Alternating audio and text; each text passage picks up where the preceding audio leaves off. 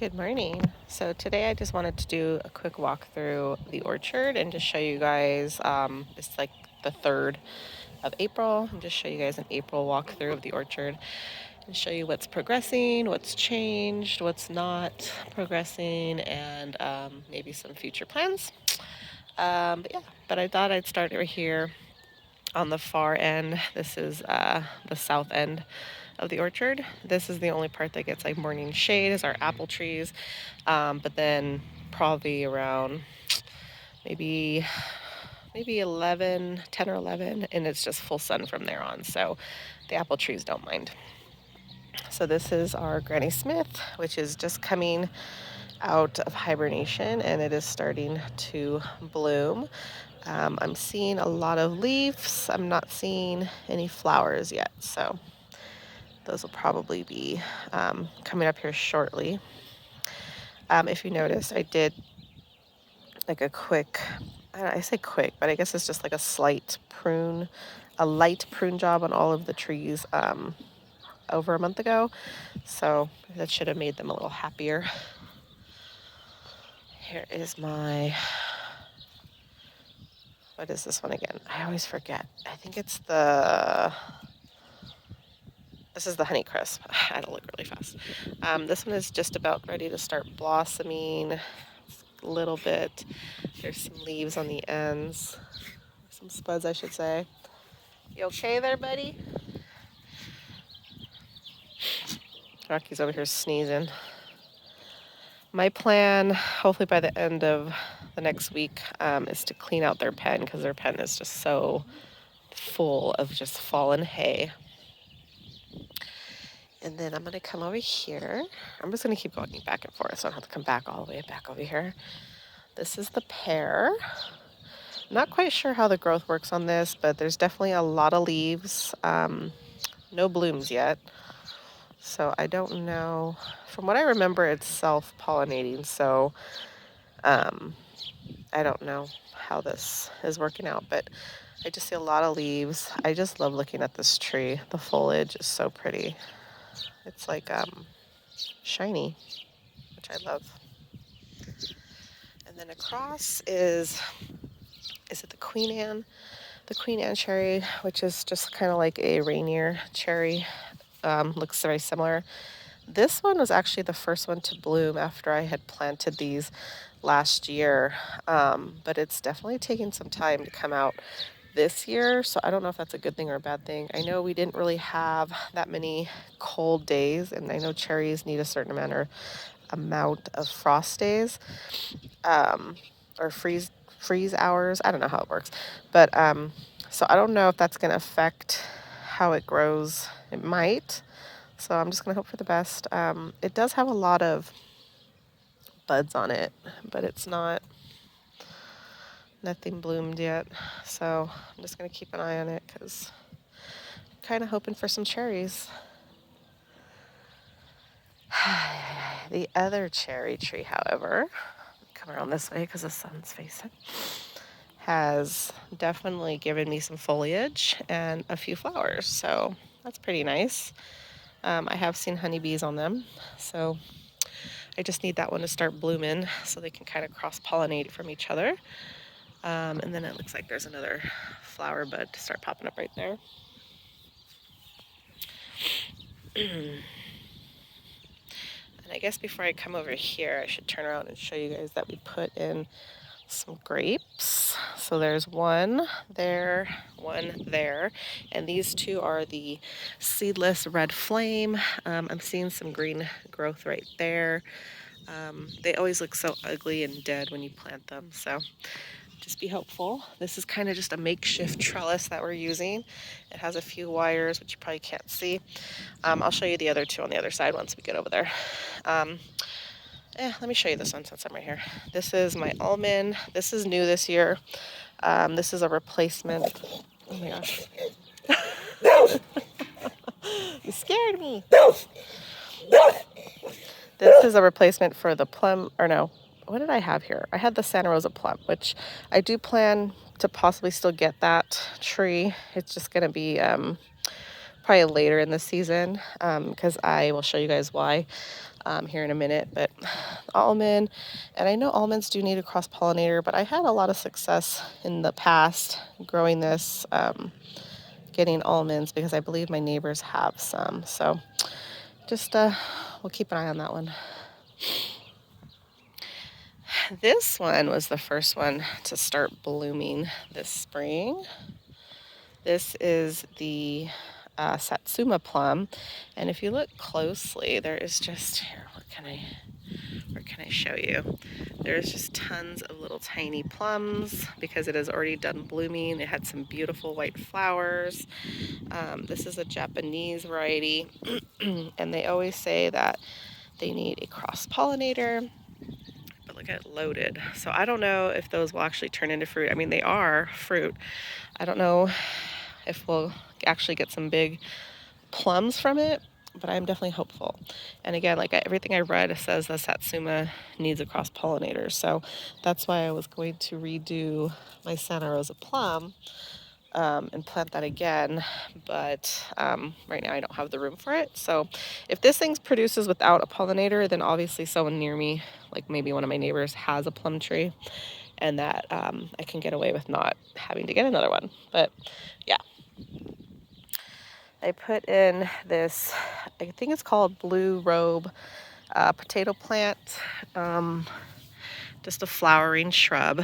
I think it's pretty. I think it'll be happy here because I think it is kind of like drought tolerant a bit. Like, I wouldn't say it's completely drought tolerant, but it definitely likes a drier soil. So I'll probably give it some water later on. It's a little dry, but it's got a bunch of little blooms. I just wanted something pretty to put in this well bucket that we picked up from some family. I was getting rid of it, and of course I wanted it. Let's go over here to the peaches. This is the Hellhaven Peach, which has some beautiful blossoms. Let me see if I can show you because they're kind of at the end of their cycle right now. Blooming. Here's one. Look at how pretty. Oh my gosh, so pretty. If I come around here, where's a good example? It's hard to see when you're actually looking for them.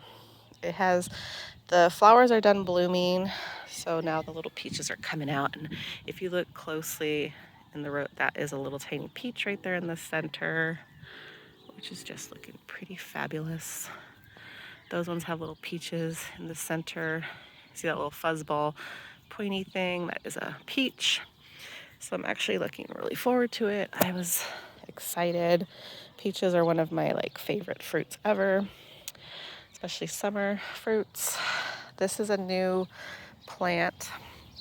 This is where we had, I think, the apricot that didn't make it last year. Remember, I bought a bunch of bare root trees, and that was one of the ones that didn't make it. So we put in this fig.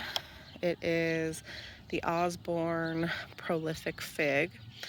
Honestly, I don't want to say I'm a fan. I don't really eat fresh figs, but I kind of want to. I want to start using them in baking and stuff. So we'll see how that one's doing. And it was pretty much just a stick when I bought it last month. Now it's starting to actually get its leaves, and it looks like a little fig leaf right there, which is kind of awesome. And then there is another grape, and there's another grape, and these two varieties are the Thomason. There you go. Thompson seedless, which is like a green grape. The red flame is more of like a purple red grape. And since I'm over here, I put in another apricot. This was another bare root apricot, which again, it doesn't look like it's going to be giving me much. I would love to see some buds on this thing already, starting to form. But I don't know. I feel like this is what the last one did that I bought, and it never had any growth. No leaves, no flowers, and it just eventually dried out. So this one is just a royal apricot. I think the last one I got was a Moore Park. So I'm hoping that this one does better in the area. So yeah, we'll see. Crossing my fingers because I want an apricot tree so bad. Here's another peach. This one is the California Curl Free Peach. this one has just about done blooming. Now, I don't know if you guys can tell, but these blooms are a lot smaller than the Hellhaven.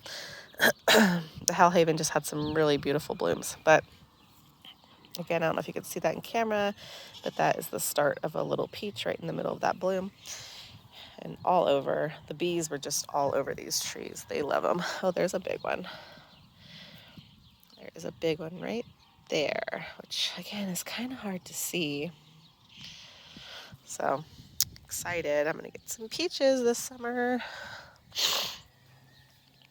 Here is another repeat. My nectarine tree did not make it last season. It just died right away. And again, I'm just kind of having the same issues as the apricot. They just look like they're either frostbite or just drying out. But this one is actually, I don't know if you can get a close up, actually does have some little buds that are fresh. So hopefully I'm gonna get some growth out of it. I probably will pick off blooms like I did with all my other trees last year so that it just focuses on roots, and I don't mind if it has foliage, but I just want it to focus on roots and establishing itself. And I will sacrifice fruit this year just so I can get a healthy tree for next year. Now, I don't know if you guys remember, but my husband had planted an orange tree. This is the Cara or Cara, however you pronounce it. Orange tree. Now, it struggled in the winter. I did keep it covered. As you can tell, the whole top is just dead. I actually need to come in here and prune this off. This whole top is just completely dried out and dead. It's doing nothing for the tree. But you can see there's growth at the very bottom of the trunk. Now, normally you pull that off, right? So I don't know what to do with this. What I might do, honestly, is just trim it up, dig it up, and then put it in a pot up on the porch and see how it does. Now, when I did that with my lime, it did really good for a couple months and then it just died. So this might be where I put my Santa Rosa plum if I pull this tree out. So citrus for us has to be in pots because we do get snow and freezing temperatures in the winter, and citrus does not like that. So here's a view from this end. I love this view. When these trees were in bloom, oh my god, it was so pretty. But moving on. So I have strawberries starting here. They are kind of looking a little sad here. I'm gonna have to water them. This is just an old, we don't even know what it was. Someone turned like an old propane tank into like a feeder. We found it again at my family's cabin. They were getting rid of it, so we put our strawberries in here.